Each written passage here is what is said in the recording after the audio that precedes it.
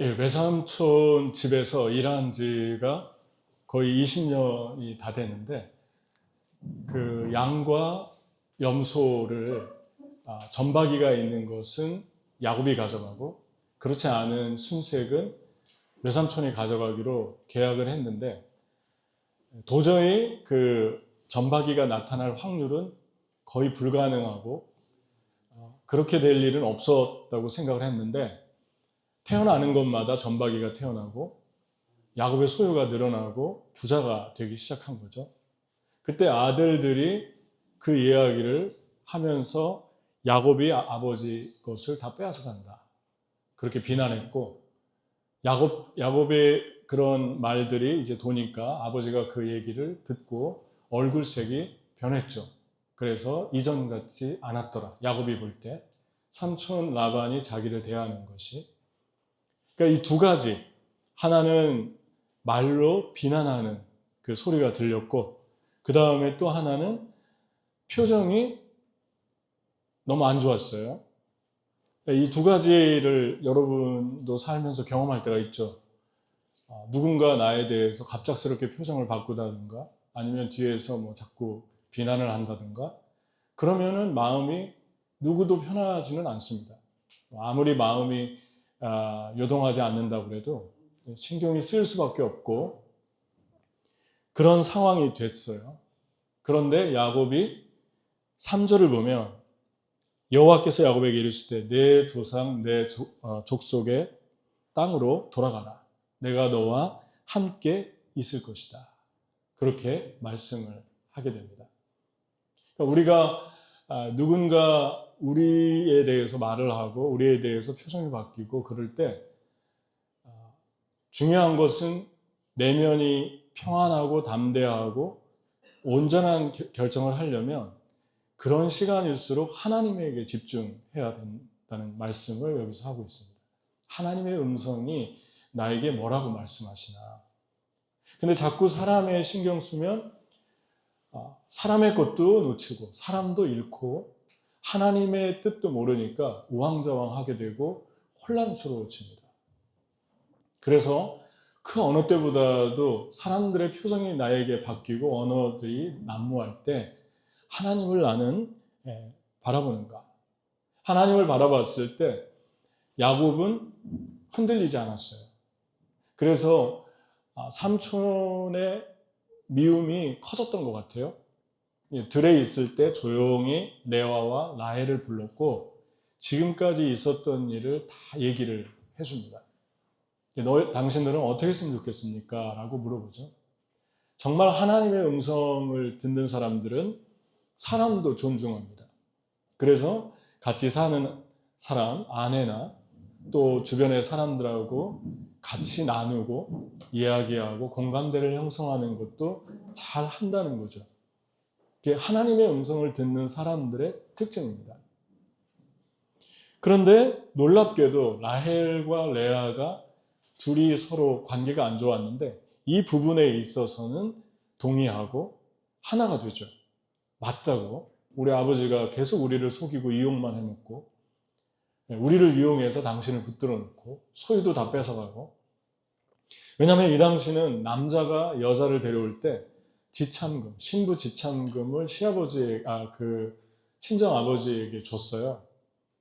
그러니까 아버지가 딸들을 이용해서 재산을 자꾸만 야곱을 볼모 잡아서 자꾸만 불리는 그런 모습들을 다 보면서 이 딸들이 다 아는 거죠.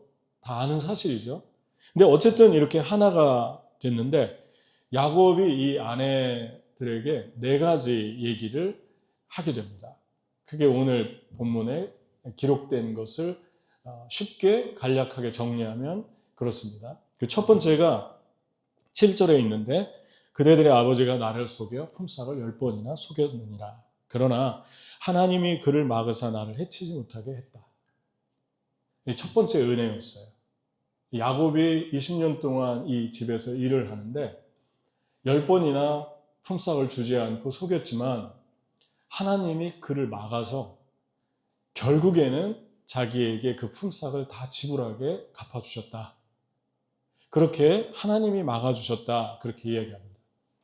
우리 삶에 임하는 은혜, 이 첫 번째 은혜가 하나님을 따를 때 이런 은혜가 있습니다. 그러니까 충격적인 삶은 누군가 내가 믿었는데, 내가 사랑했는데, 이 사람만큼은 내가 신뢰했는데, 그런 사람들에게 상처를 받고 아픔을 경험하고 배반을 당하고 그럴 때 우리는 이 충격이 너무 크죠. 삼촌은 야곱에게 그런 존재였어요.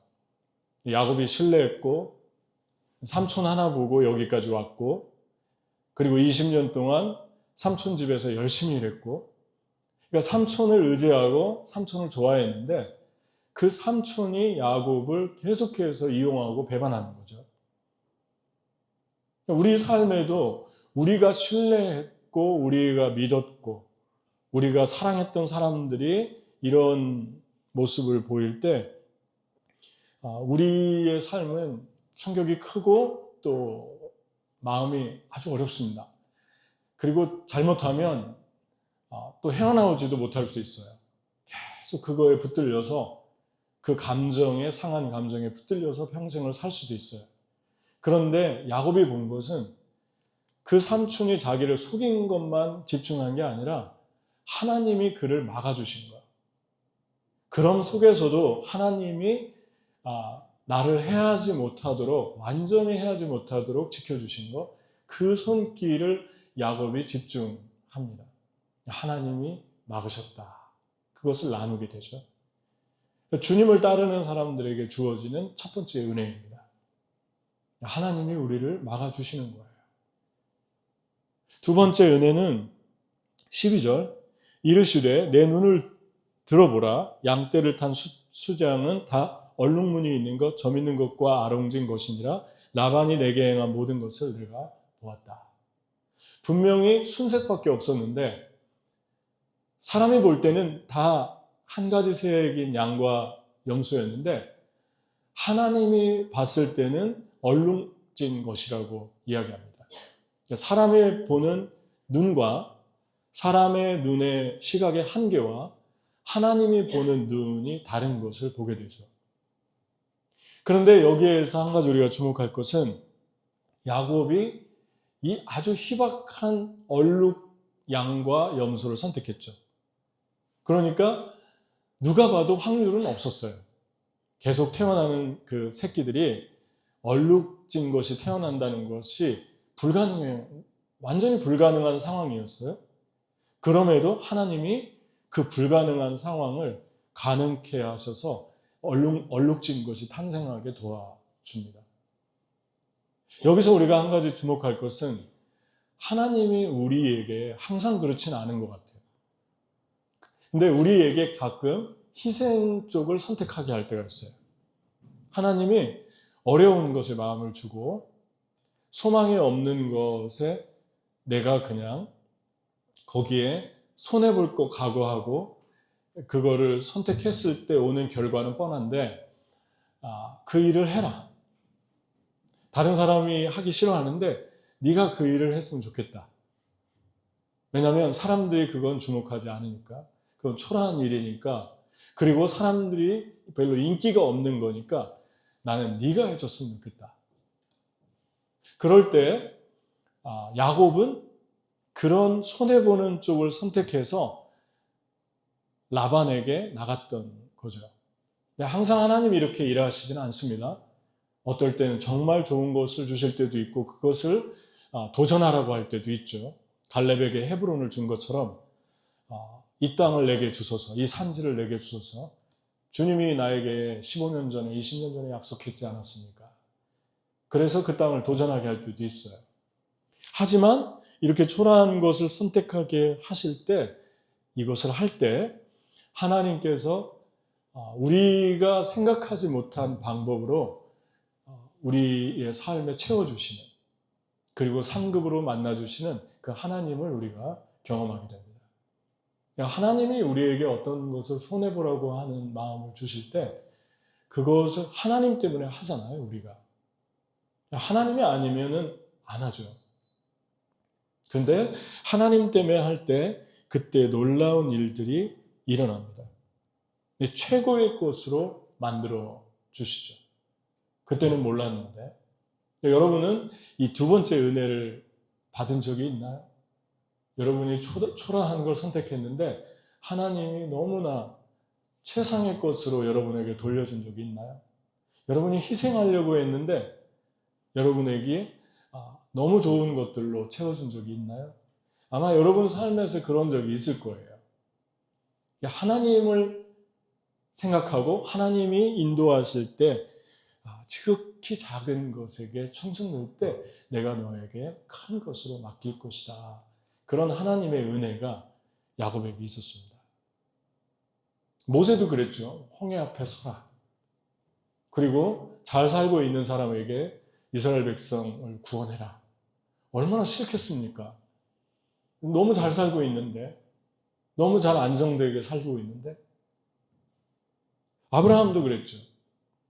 롯에게 네가 우하면 내가 좌하고 네가 좌하면 내가 우하겠다. 너 먼저 선택해라.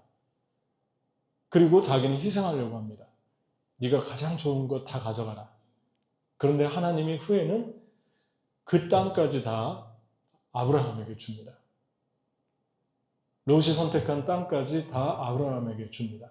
그리고 그 땅을 위해 기도하게 하고 그 땅에 소돔 사람들을 구하게 하고 그런 일들이 하나님의 사람들에게 나타납니다. 그러니까 희생하는 것이 어떻게 보면 바보스러운 일이 아니에요. 똑똑한 사람들이 희생할 수 있습니다. 하나님의 은혜를 받은 사람들이 희생할 수 있는 거예요. 세 번째, 주신 은혜를 말했는데 13절 나는 베델의 하나님이라 내가 거기서 기둥에 기름을 붓고 거기서 내게 서원하였으니 지금 일어나 이곳을 떠나서 내 출생지로 돌아가라. 그러니까 여러분 베델이 어디죠? 베델은 야곱이 형 에서의 축복을 빼앗고 도망가다가 저녁이 되고 그래서 그냥 누워 잤는데 그곳에 꿈에 주님이 나타났어요. 사닥다리로 나타나서 그 위에 천사들이 오르락내리락 하는 은혜를 받았어요. 그리고 하나님이 내가 널 지켜줄 것이다. 내가 널 축복할 것이다. 내가 너와 함께 할 것이다. 그리고 안전하게 돌아오게 해줄 것이다. 그랬는데 야곱이 너무나 감사해서 그 꿈을 꾸고 자기가 베고 있던 돌베개에 기름을 붓고 제단을 쌓고 하나님께 예배를 드렸어요. 진실한 마음이죠. 자기가 어려울 때 주님이 나타났으니까. 하나님이 그걸 그리워하는 거예요. 그거를. 그게 얼마나 초라한 예배입니까, 여러분? 화려한 솔로몬의 성전도 아니고 솔로몬은 고사하고 적어도 모세의 성전도 아니고 다윗의 성전도 아니고 길거리에서 그냥 돌멩이 하나 놓고 거기에다가 기름을 붓고 거기에서 하나님과 내가 아무런 사람도 없고 나 혼자 하나님께 드렸던 내 마음의 표현이었는데 하나님이 그거를 말씀하시는 거예요. 베델로 돌아가서 그때 그거 했던 거 나에게 다시 해라. 베델에 가서 너 거기서도 예배드리고 길거리에서 나를 찾았던 그 마음으로 나를 찾고 그 간절함으로 나를 구하면 내가 그것을 너에게 지금 원한다. 그래서 베델에 돌아가라고 그러는 거예요. 베델에 돌아가는 목적이 분명하잖아요. 나는 너의 예배를 받고 싶다. 여러분은 어떤 나라, 어떤 장소, 어떤 곳으로 이사 갔을 때 제일 먼저 생각하는 게 뭡니까? 하나님에 대해 간절하게 드리고 싶은 예배. 나는 이 땅에서 예배하겠습니다. 그리고 내가 예배할 테니까 사람들을 보내주시고 그 사람들, 만나는 사람들, 믿지 않는 사람들, 믿는 사람들에게 하나님의 사랑이 흘러갔으면 좋겠고 그들이 치유되고 주님을 만나서 생명을 누렸으면 좋겠습니다. 그것이 베델입니다.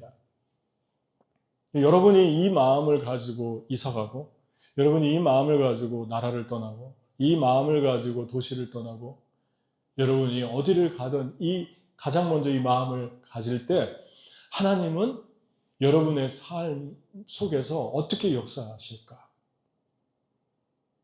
여러분 한 안에서 20년 동안 이거 하게 하려고 준비시키신 거죠. 20년 동안 야곱은 속이는 자잖아요. 속이는 자. 태어나면서부터. 형을 속이고 아버지를 속이고 속이는 자고 빼앗는 자예요. 그런데 야곱이 여기서 산 거 보면 빼앗고 속이고 그러지 않았어요. 살아내서. 고생 많이 했잖아요. 20년 동안. 그 속이는 삼촌 밑에서. 그 속에서 뭘 배웠겠습니까? 내 삶에 당연한 것, 그 찬양 가사처럼 당연한 것 하나도 없었구나. 부잣집에서 아버지 부자였잖아요, 이삭이. 그 부잣집에서 아무것도 부족한 것 없이 살았는데 자기가 하고 싶은 거 다 가지고 살았는데 그 아버지 집에서 누려왔던 모든 것들을 하나님에서 누리지 못했죠. 계속 일해야 되고 계속 속임받고 그런 힘든 시간들을 겪으면서 야곱은 예배자로 준비됐던 거예요. 나는 너를 다시 베델로 돌려보낸다.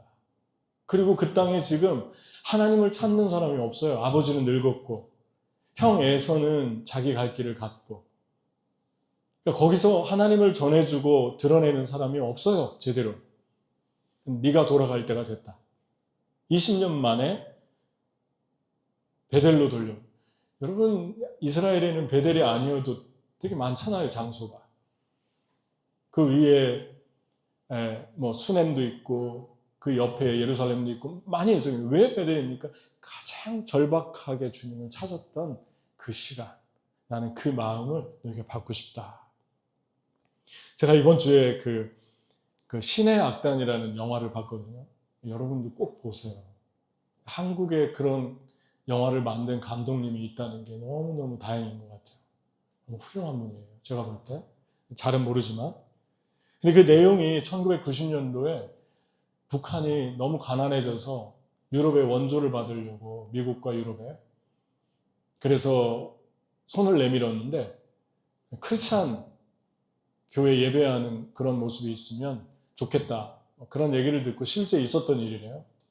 그래서 가짜 예배단을 만들었는데 그 가짜 예배단들이 사실은 알고 보니까 다 뽑았는데 찬양단들을 뽑았는데 전부 크리스찬들이었던 거예요. 지하교회.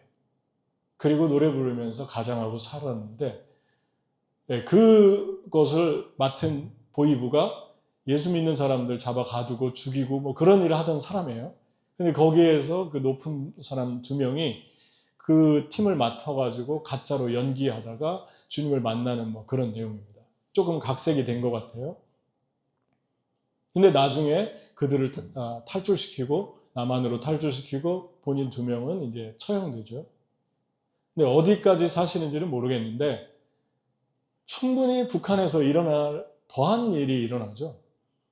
그래서 성경을 읽는데 이제 우리가 모르게 읽지 않아도 된다고 조용히 숨을 죽이고 읽으려고 하다가 왜 우리가 이렇게 읽지? 읽으라고 연습하라고 했는데 그러면서 크리스천들이 읽고 성경 읽는 거를 너무 좋아하고 근데 그 내용 중에 찬양이 나오죠. 내가 누려왔던 모든 것들이 내가 지내왔던 모든 시간이 내가 걸어왔던 모든 순간이 당연한 것 아니라 은혜였어.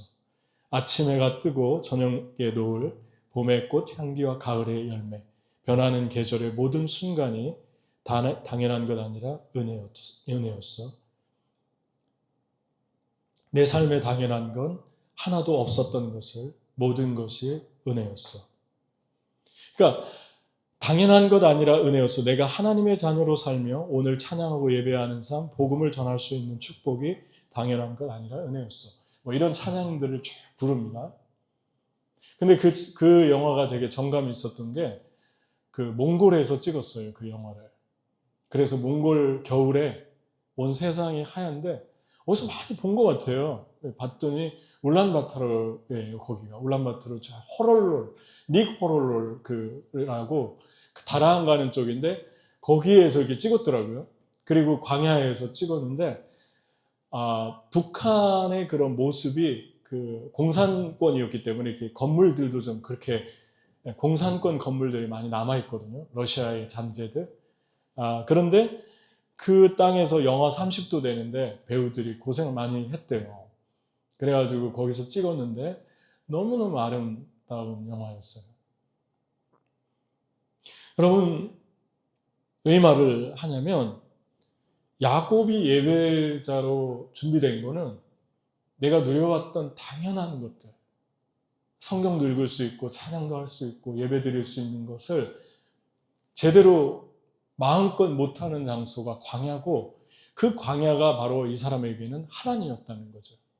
그 하란에서 20년이 되니까 주님의 때가 있죠. 돌아가게 하십니다.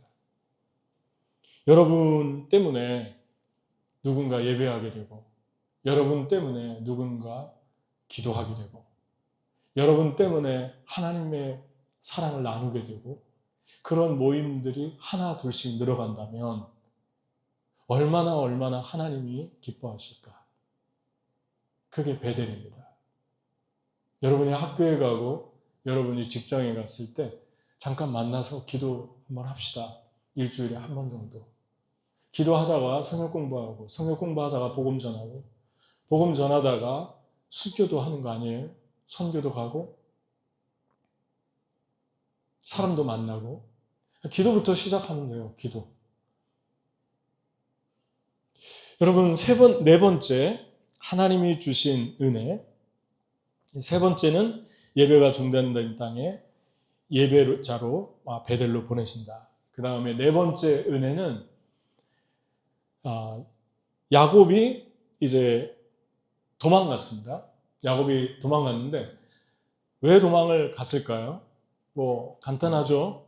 라반이 반대할 걸 알았기 때문에 재산도 다 빼앗기고 딸들도 다 빼앗기고 아내도 빼앗기고 그렇게 될까봐 그 얻은 재산을 가지고 잘못한 건 없는데 그냥 도망갔어요. 3일 만에 그 소식을 들었죠. 왜냐하면 양털 깎는 축제에 이 라반이 참여하고 있었어요. 양털 깎는 축제는 사람들을 모아서 잔치도 하고 축제하니까 정신이 없었던 것 같아요. 그래서 도망을 갔는데 3일 후에 도망갔다는 소리를 듣고 추격하죠. 군인들을 이끌고 추격합니다. 그리고 7일째 길르앗이라고 하는 곳에서 잡기 전날 같은 산, 길르앗 산에서 야곱이 캠프 있고 이 사람도 여기다 캠프를 쳤어요. 내일이면 잡을 수 있습니다. 그런데 그날 밤에 하나님이 꿈에 나타났어요. 라반에게. 그래서 하시는 말씀이 뭐라고 하냐면 그날 밤에 아람 사람 라반의 꿈을 꾸는데 하나님이 나타나셔서 좋은 말이든지 나쁜 말이든지 야곱에게 아무 말도 하지 않도록 조심하라 하고 그에게 말씀하셨다. 그냥 아무런 일도 아무런 해도 끼치지 마라. 그렇게 하나님이 초비상적으로 기적같이 꿈에 말씀하신 거예요. 그러니까 라반이 두려웠겠죠. 아무 말 못하게 된 거예요. 그 다음날 됐는데 나타나가지고 라반이 왜 네가 그렇게 얘기합니다. 왜 네가 얘기하고 가지 않았느냐. 얘기했으면 뭐 이것도 주고 저것도 주고 다 챙겨줬을 텐데 그렇게 얘기를 합니다. 그리고 어제 저녁에 내가 섬기는 너의 하나님이 만약에 나에게 얘기하지 않았다면 내가 너를 가만두지 않았을 것이다. 근데 어제 저녁 꿈에 너를 해치지 말라고 너의 하나님이 나에게 말했다. 그때 야곱이 5가지를 38절에서 41절까지 너무 긴 문장이니까 요약만 해서 이 내용을 5가지를 얘기합니다. 첫 번째, 삼촌의 양과 염소를 맡겼는데 낙태하지 않도록, 지금까지 낙태한 게 있었습니까? 낙태하지 않도록 내가 최선을 다해 돌봤습니다. 두 번째,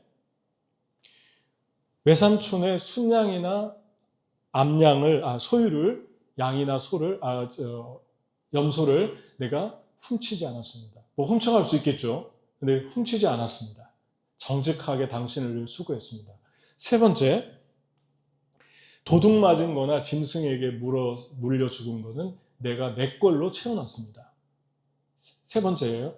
그 다음 네 번째, 낮의 더위와 밤의 추위를 무릅쓰고 눈 붙일 겨를 없이 내가 최선을 다해서 섬겼습니다. 이랬습니다. 다섯 번째, 삼촌이 10번이나 나의 품삯을 속였는데 내가 지난 세월 동안 열심히 당신을 것을 맡아서 일했습니다. 한마디로 얘기하면 야곱은 하나님에서 성실했어요. 열심히 일했어요. 이게 5가지 이야기입니다. 이렇게 했으니까 얘기했겠죠. 이렇게 하지 않았는데 라반에게 당당하게 얘기할 수 있겠습니까? 그런데 이 라반이 이제 축복하면서 보내게 됩니다. 왜냐하면 야곱이 성실했기 때문에 감동돼서 보낸 게 아니라 전날 하나님이 말씀해 주신 게 있거든요. 사람은 정말 변하려면 하나님에게 본인이 뭔가를 받아야 됩니다.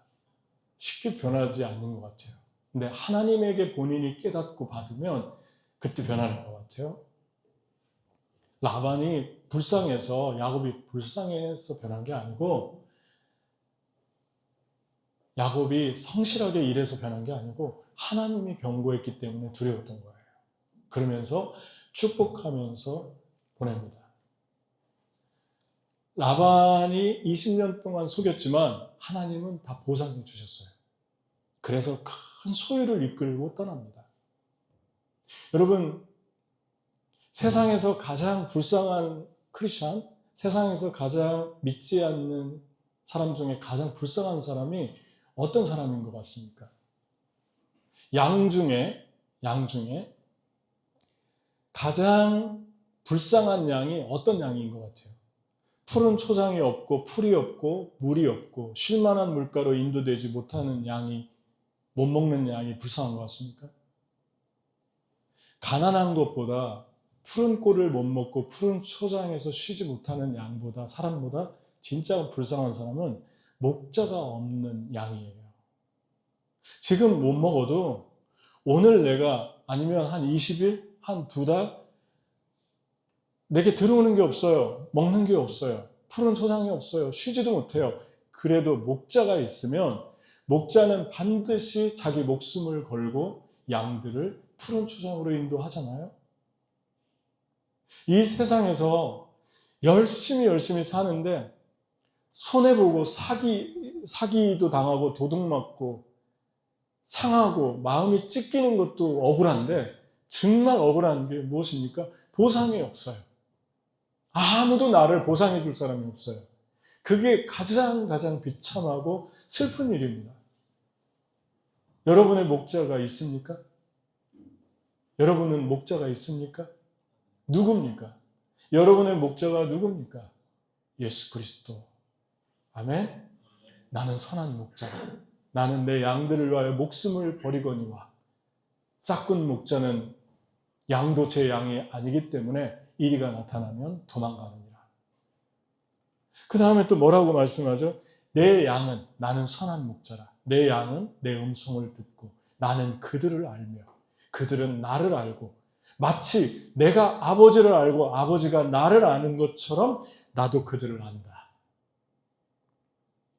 너무너무 엄청난 말씀이잖아요. 하나님이 예수님을 안다고 그럽니다.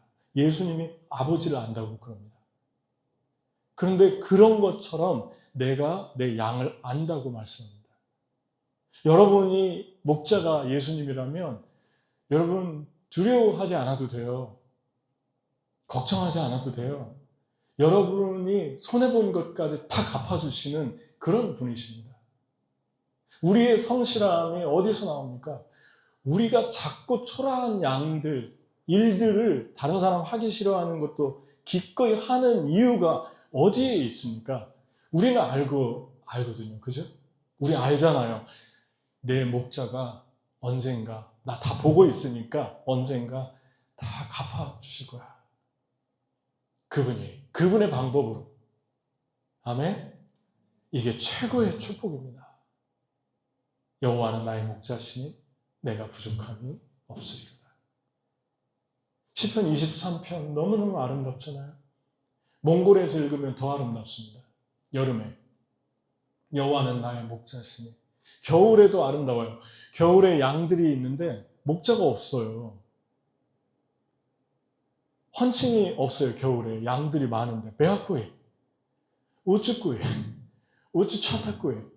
그러니까 양을 볼 수가 없어요.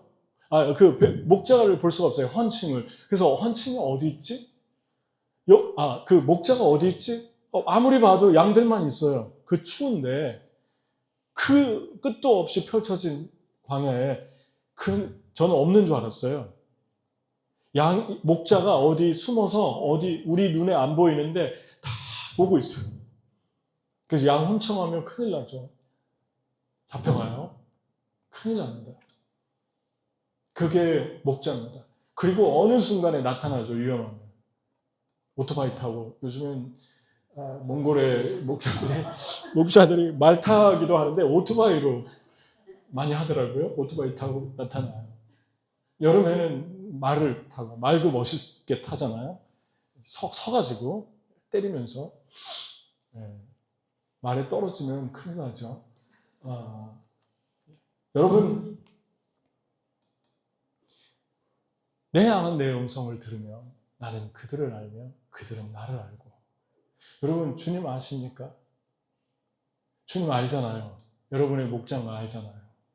누가 도와줬는지 알잖아요. 그게 최고의 행복이고 축복입니다. 내가 누가 도와줬는데 도와준 사람을 몰라요. 너무너무 슬프고 외롭고 허무한 일이에요. 주님이 나를 도와줬구나. 우리 주님이 도와주면 우리 어떻게 합니까? 무릎부터 꿇잖아요. 무릎 꿇고 손 들고 찬양하잖아요. 하나님 감사합니다. 그때 주님이 나를 도와주는 것보다 내가 주님 앞에 베델을 쌓으면서 주님 앞에 반응할 때 오는 그 기름 부음이 더 파워풀해요. 내 영혼을 완전히 다 새롭게 만드는 그 놀라운 은혜. 그게 더 파워풀해요. 나를 도와주는 것보다. 내가 주님께 반응할 때 주님이 기름 부어주는 거. 더블 블레싱이죠. 더블 블레싱. 우리의 삶은. 주님이 도와줬는데 그것 때문에 우리가 주님을 예배할 때 부어지는 하늘나라의 그 기름 부음. 여러분, 목자가 있습니까? 여호와는 나의 목자시니 여러분 이름 넣어서 한번 해보세요. 여호와는 재원이의 목자시니 재원이가 부족함이 없으리로다.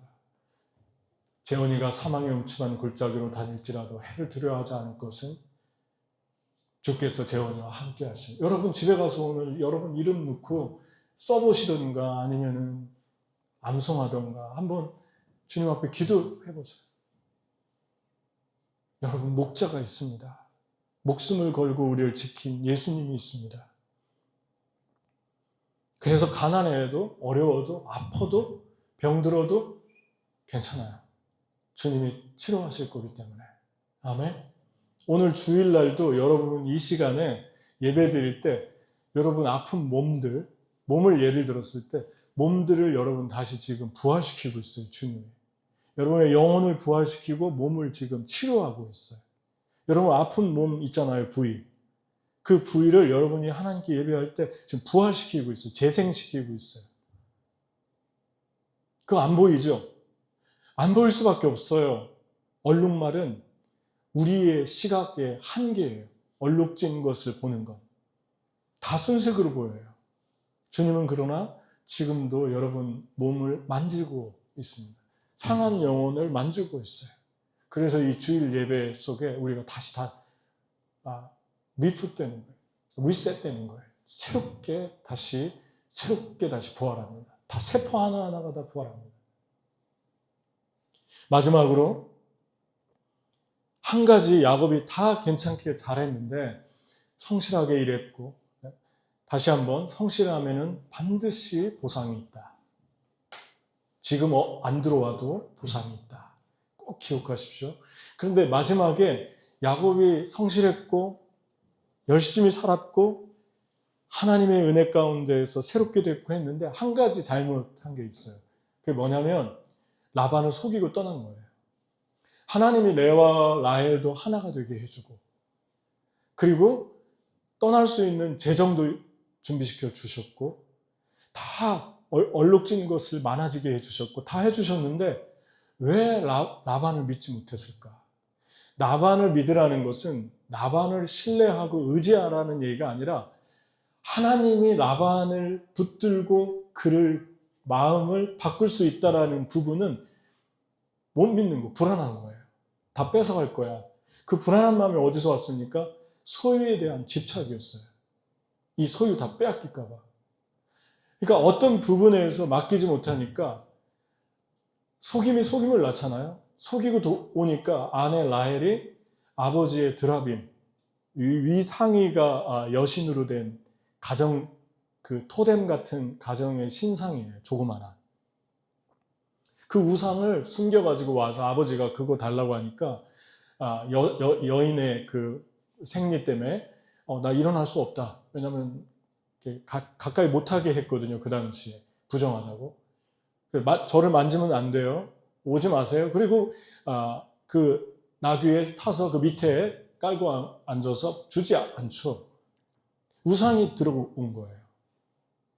여러분, 하나님께 맡길 때 라반까지 맡겨야 되는데 라반을 못 맡기니까 속임이 그 가정으로 틈탑니다. 거짓이 거짓을 낳죠. 그리고 조그마한 우상이 가지고 들어왔어요. 그리고 나중에 그 문제가 디나 문제까지 얽혀가지고 다시 하나님이 베델 올라가라고 할 때 그 집안의 우상을 다 처분하는데 한두 가지가 아니었어요. 우상의 액세서리가. 그렇게 많아진 거예요. 나중에 점차 늘어나가지고 베델로 다시 올라가라고 할 때 여러분이 맡기지 못하는 라반이 무엇입니까? 다 맡겼는데 이것만은 못 맡기는 거예요.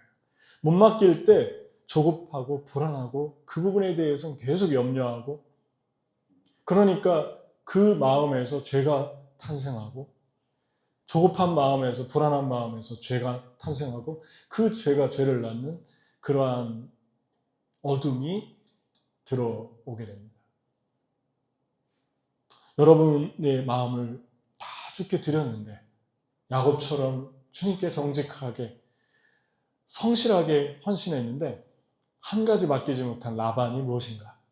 그것까지 하나님께 맡기라는 거죠. 어떤 겁니까? 어떤 분은 건강? 다른 건 다 괜찮은데 건강 얘기만 하면은 패닉이 되고 어떤 분은 또 돈만 얘기만 나오면 예민해지고 다 두 가지 다 괜찮은데 어떤 분은 사랑? 중독? 내가 좋아하는 사람은 내가 컨트롤해야 되는데 안 되는 거? 어떤 분은 가지고 있는 집안에 있는 어떤 소유? 친구? 내 아들? 내 자녀? 여러분 하나님께 그 부분을 계속 맡기세요. 그러면 하나님이 어떻게 변화를 주시는지 어떻게 그 자녀에게 찾아가시는지 어떻게 그 부모에게 찾아가는지 하나님께 맡긴다는 게 무엇입니까? 하나님께 기도하는 거죠. 계속 기도하는 거죠. 그리고 마음속에서 그것 때문에 예민해지지 않는 거예요. 주님께 맡겼으니까. 그리고 믿음으로 하루하루 그냥 살아가는 거예요. 말씀을 마치겠습니다. 자유케 되고 기름 부음이 강해지고 기대치 않은 열매들이 라반까지 맡길 때 여러분과 저의 삶에 일어날 거예요. 적용하겠습니다. 여러분의 목자는 누구죠? 그리고 맡겨야 될 라반은 무엇인가? 우리 같이 기도하겠습니다. 목자가 누군가? 내 목자는 누군가? 돈인가?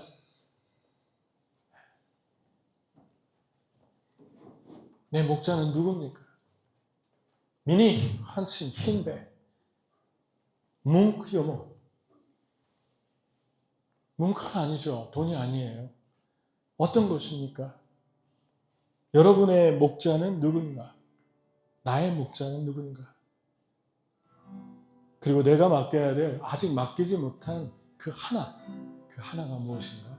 하나님께 이것까지 맡겨드리는 두 가지 주님께 맡겨드리면 좋겠습니다. 같이 기도하겠습니다.